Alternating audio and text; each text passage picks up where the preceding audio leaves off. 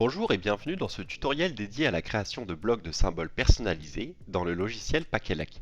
Le but de ce tutoriel est de vous apprendre à créer vos propres blocs personnalisés et de les paramétrer pour les utiliser dans vos futurs projets.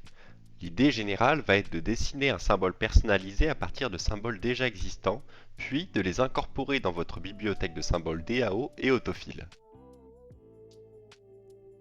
Afin de se mettre en situation, nous nous retrouvons sur une petite installation que j'ai générée dans Autofill qui vous permettra de mieux visualiser la procédure. Je vous invite notamment à reprendre ces éléments si vous voulez vous lancer dans la création de symboles et donc partir sur une base scène. La première étape va consister à générer ce fichier Autofill, donc le schéma, dans la partie DAO de Packelec. Donc nous allons venir dans l'onglet Autofill, puis nous allons sélectionner Sauve et lance Autofill. Donc notre schéma a été généré et nous retrouvons les différents folios juste en dessous et nous allons nous intéresser au folio 2. Sur le folio 2, nous allons vouloir ajouter un nouveau schéma, une nouvelle bobine. Pour ce faire, nous allons créer un nouveau départ, puis ajouter notre bobine. Donc on peut revenir dans Autofill, on va remettre un nouveau disjoncteur différentiel en ligne 14, que nous allons renommer Q8. Nous allons lui dire qu'il va prendre le niveau 2, puis nous allons lui donner ses différentes caractéristiques, comme ceci. Ensuite, nous allons vouloir ajouter notre bobine. Pour ce faire, il suffit tout simplement d'aller dans la bibliothèque de Saint-Paul, juste ici, et vous allez voir que vous allez avoir différents onglets. L'onglet qui nous intéresse, c'est l'onglet Divers 1, et on va pouvoir venir chercher notre symbole bobine. Il est juste ici, donc on va cliquer dessus. Le symbole a été rajouté dans la partie Excel. Nous allons lui donner le niveau 4. Nous allons le nommer K1. Puis, nous allons lui donner un forçage, c'est-à-dire que nous voulons que le circuit s'arrête après ce symbole. Donc nous lui donnons un forçage T comme terminal. Une fois ceci fait, nous allons pouvoir de nouveau lancer notre schéma Autofill. Notre schéma a été régénéré et il a pris en compte les modifications que nous venons de lui apporter. Nous retrouvons donc notre bobine en K1, puis son disjoncteur différentiel juste au-dessus. Nous allons pouvoir commencer à travailler et du coup créer le symbole personnalisé que nous désirons. Dans notre exemple, on va décider de faire un bloc de 3 bobines. Donc, on va se mettre en souris clic droit, on va sélectionner notre première bobine. On va faire C pour copier la bobine et C pour la coller à nouveau. Nous venons la coller juste à côté et nous répétons l'opération pour pouvoir en mettre une troisième.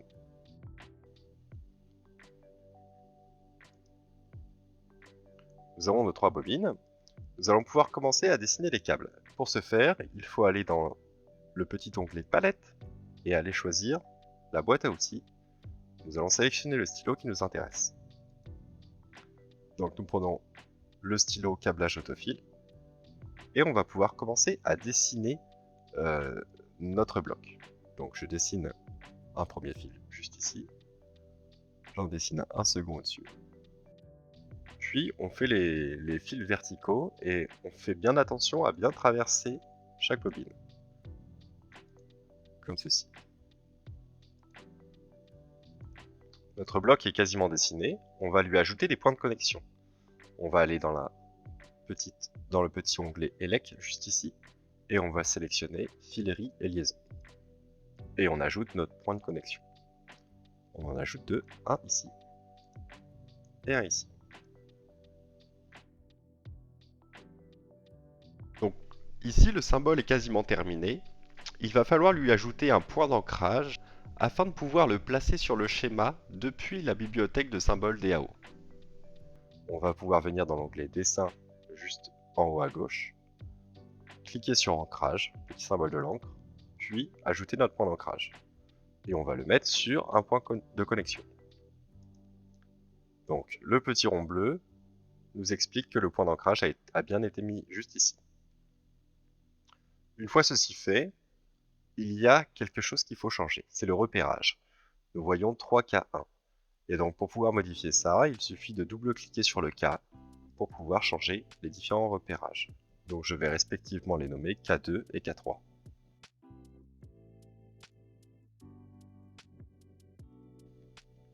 Notre symbole est à présent créé.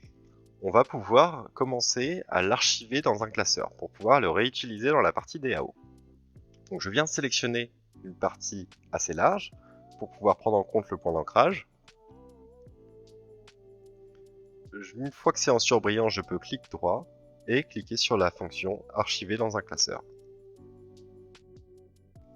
La première étape consiste à cliquer sur l'ampoule pour se placer dans la bibliothèque de symboles DAO. On clique sur l'ampoule et on va pouvoir nommer notre symbole. En l'occurrence, on est en un schéma unifilaire, donc je l'appelle uni, 3 bobines. Une fois ceci fait, on peut cliquer sur OK. Une boîte de dialogue apparaît nous disant que le classeur ELEC est modifié. Il faut effectivement le sauvegarder dans le répertoire des normes. Donc on clique sur oui. Puis on peut sélectionner notre base de données, ELEC-View4, et on va enregistrer. Il va nous demander si on veut le remplacer. On clique sur oui. Donc une fois ceci fait, on peut revenir dans l'onglet Feuilles, juste en haut, puis recliquer sur la petite ampoule,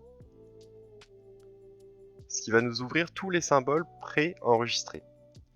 On va pouvoir filtrer et donc noter notre numéro de symbole que nous venons d'enregistrer. 1, 3, bobine. Et vous pouvez voir qu'il est présent juste ici. On va pouvoir double-cliquer en partie DAO pour pouvoir l'intégrer à notre schéma.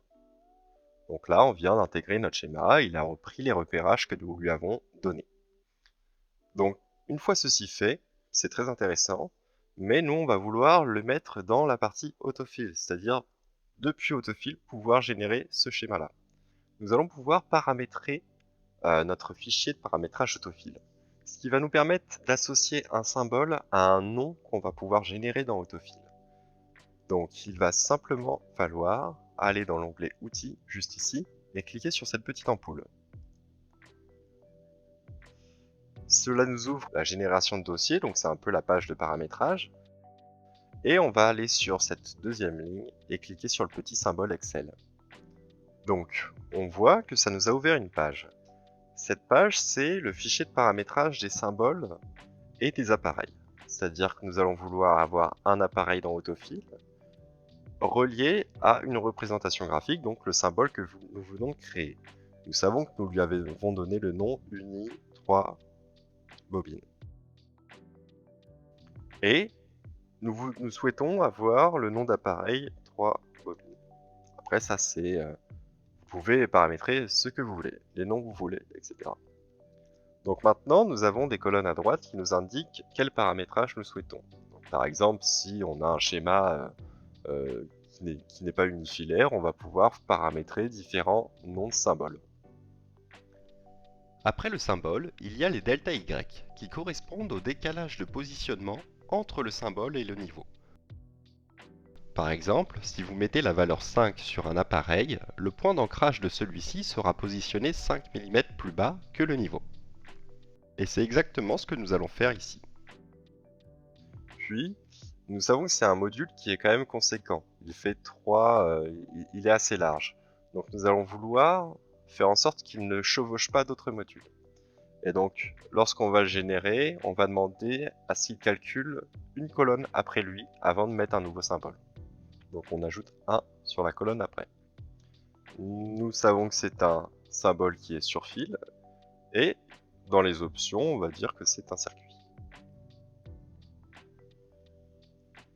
Une fois que notre fichier, enfin notre symbole est paramétré, nous allons pouvoir cliquer sur enregistrer en haut à gauche et fermer ce dossier. Donc désormais, nous savons que si nous ajoutons cet élément, donc les 3 bobines, Autofill va prendre en compte la représentation graphique que nous lui avons donnée et il va l'ajouter. Donc on va faire un petit test juste pour voir si cela fonctionne. Donc à la place de nos bobines, nous allons mettre 3 bobines. Nous allons laisser les repérages, comme ceci, et nous allons venir dans la partie DAO pour supprimer les éléments que nous avons ajoutés précédemment. Puis, nous allons revenir dans la partie autofill, nous allons lancer autofill. Donc le schéma a été généré, comme nous l'avons convenu. Désormais, nous savons qu'on peut le générer depuis la partie autofile. Pour simplifier les choses, nous aimerions aussi l'enregistrer dans la bibliothèque de symboles. Donc pour ce faire, on vient dans la partie DAO et on resélectionne notre schéma, comme ceci. On va faire un CTRL-C pour le copier. On va venir dans notre bibliothèque de symboles. Nous souhaiterions l'ajouter dans, par exemple, nos symboles favoris. Donc on vient cliquer sur les symboles favoris. Et on peut faire CTRL-V pour copier l'image que nous venons de sélectionner. Désormais, cette image, nous pouvons la redimensionner. Et nous pouvons créer un lien. Le lien va être intéressant, notamment pour pouvoir le lier au fichier de paramétrage. Donc nous allons venir dans l'onglet autofile, et nous allons cliquer sur lien sur image, comme ceci. Cela nous ouvre une petite boîte de dialogue, et on sait que le nom du symbole ou du bloc, il s'appelle 3 bobines, comme on l'a paramétré tout à l'heure. Nous cliquons sur OK, c'est que c'est un appareil, on clique sur OK. Et une fois ceci fait, maintenant, dès que je vais venir cliquer sur cette petite image, cela va me générer le nom 3 bobines dans mon fichier autofile. Donc on peut venir vérifier. On se met sur une nouvelle cellule, on supprime les 3 bobines que nous venons d'ajouter. On se remet dessus, on vient cliquer dans notre bibliothèque de symboles. Et on va cliquer sur notre schéma. Et ça a bien ajouté les 3 bobines. Désormais, on veut aller plus loin dans la personnalisation, Notamment la personnalisation du repérage, et je vais ajouter un circuit afin de vous illustrer ceci. on reprend les mêmes données et on ajoute notre symbole depuis la bibliothèque, comme ceci. On lui donne un nouveau repérage, donc 9.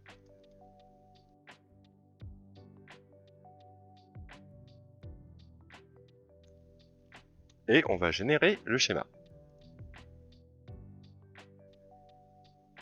Donc notre schéma a été généré avec nos différents blocs personnalisés. Cependant, le repérage ne nous convient pas étant donné que nous avons 2 fois K1, K2, K3. Donc pour générer et pour éviter ce genre de problématique, nous pouvons très bien dire dans cette colonne repérage, sur notre deuxième bobine que nous avons, deuxième bloc que nous avons ajouté, nous allons lui dire que K1 est égal à K4 et ainsi de suite. Donc si on génère ce schéma-là, il va bien prendre en compte les différents repérages que nous lui avons demandé. On va tester cela tout de suite. Donc les modifications ont été bien prises en compte. Désormais, on aimerait se simplifier la tâche et au lieu que lorsque l'on clique sur notre symbole dans notre bibliothèque de symboles, on ait seulement les 3 bobines qui soient affichées, on aimerait que cela soit pris en compte en même temps que le repérage vierge pour pouvoir le modifier à loisir. Donc on va venir supprimer ces éléments et on va venir sélectionner notre bloc, c'est-à-dire la ligne Excel, avec les repérages vides, juste avec K1 est égal, K2 est égal et K3 est égal, et on va pouvoir enregistrer un bloc. Ce bloc, nous allons l'appeler 3 bobines, pour faire simple. Une fois ceci fait, nous pouvons par exemple insérer un bloc juste ici, et sélectionner nos 3 bobines. Malheureusement, il n'est pas lié à l'image de notre bibliothèque de symboles. Si on clique ici, on aura seulement 3 bobines. Donc on vient clic droit ici pour pouvoir sélectionner notre image. Nous allons aller retourner dans les liens sur image et nous allons sélectionner, au lieu de lier un appareil, nous allons lier un bloc. Et on va sélectionner notre bloc 3 bobines. Comme ceci. On va cliquer sur OK. Puis, il y a juste à retourner dans notre élément pour vérifier. Donc je vais supprimer cet élément-là, ainsi que celui-ci. Et ici, je vais aller dans ma bibliothèque de symboles, et je vais venir chercher mon nouvel élément. Et si je clique ici, il va automatiquement prendre en compte le bloc que nous venons d'enregistrer. Et il n'y a plus que maintenant à modifier le repérage, si on le souhaite. Si vous ne souhaitez pas modifier le repérage, vous pouvez laisser comme ceci, et il va générer le fichier standard. Voici pour ce tutoriel sur la création de symboles, la création de blocs et surtout le paramétrage dans le fichier de paramétrage autofile. J'espère que ça vous sera constructif. Vous pouvez toujours, dans le cadre de votre contrat de service, solliciter notre hotline ou notre système de des questions. Retrouvez l'actualité sur nos produits sur le site tracesoftware.com ou bien sur notre page LinkedIn ou notre chaîne YouTube, où de nouveaux tutoriels seront bientôt disponibles.